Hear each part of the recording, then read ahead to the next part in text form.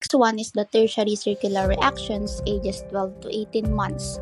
Infants start to experiment with objects to see what will happen and emergence of their curiosity. At this stage, children like to use creativity and flexibility with their previous behaviors.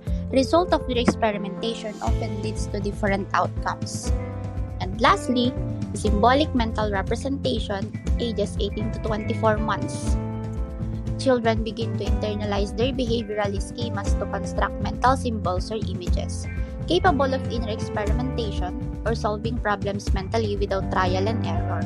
At this stage, the child develops symbolic thought and the ability to mentally represent objects in their head.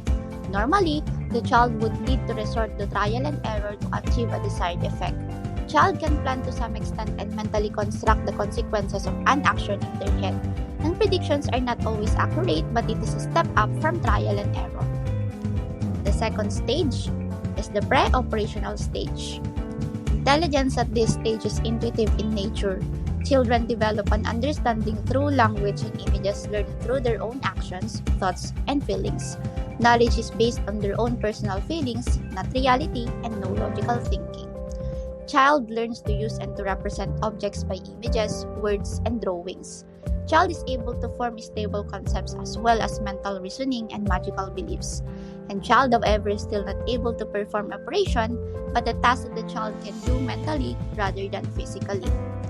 At this stage, we have two substages. The first one is the symbolic function substage, occurs between about the ages of 2 and 7.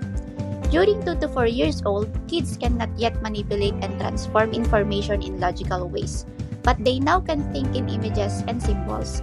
The child is able to formulate designs of objects that are not present. Egocentrism, this is the tendency of the child to only see his point of view and to assume that everyone also has the same point of view. The child cannot take the perspective of others, meaning to say, occurs when a child is unable to distinguish between their own perspective and that of another person's. Children tend to pick their own view of what they see rather than the actual view shown to others. An example of this one is the experiment performed by Jay and Barbel in Helder. 3 views of a mountain are shown and the child is asked what a traveling doll would see at the various angles. The child picks their own view compared to the actual view of the doll. And when we say animism, this is the tendency of children to attribute human-like traits or characteristics to inanimate objects. It is the belief the inanimate objects are capable of actions and have lifelike qualities. An example is a child believing that the sidewalk was mud and made them fall down. Created using PART2.